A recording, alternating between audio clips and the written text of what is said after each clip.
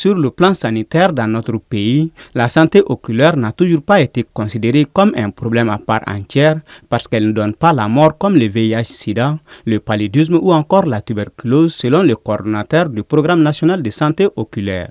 Mais cette maladie peut entraîner des handicaps pour lesquels les personnes atteintes sont dépendantes des autres à vie.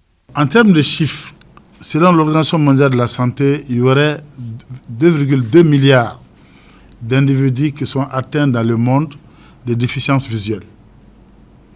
Alors, qui dit déficience visuelle dit mauvaise acuité visuelle. Ça peut être l'acuité visuelle aussi bien de loin comme l'acuité visuelle de près. Alors, si vous prenez à l'échelle du Mali, la prévalence de la cécité au Mali a été estimée depuis plusieurs années déjà à 1,2%.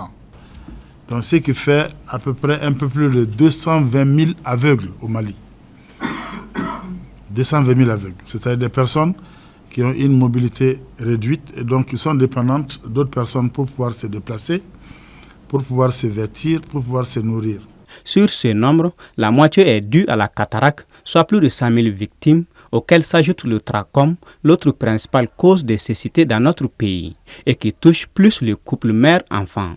Donc ce sont les enfants qui constituent le réservoir du germe du trachome, et qu'on appelle Chlamydia trachomatis.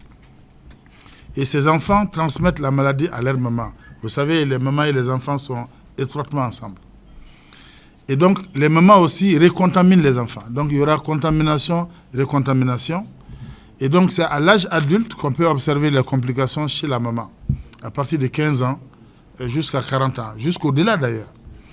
Alors, la complication se résume essentiellement au fait que les cils, les cils se recourbent et ils vont frotter la cornée, le noir de l'œil, et donc vont entraîner ce qu'on appelle un ulcère de cornée, une plaie au niveau de la cornée. Et si cette plaie n'est pas traitée, malheureusement, elle peut aboutir à la cécité, au fait de ne pas bien voir. Alors, une personne qui a le trachome va avoir des sécrétions au niveau des yeux, va avoir des sécrétions au niveau du nez, et ces sécrétions attirent les mouches.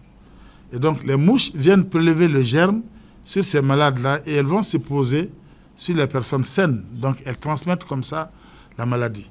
Mais depuis le mois d'avril dernier, le Mali a validé l'élimination du trachome comme problème de santé publique. C'est dans ce cadre qu'à l'occasion de la célébration de la Journée mondiale de la vue, plusieurs activités sont prévues, notamment les visites scolaires, mais aussi une campagne de chirurgie gratuite de la cataracte pour environ 600 personnes.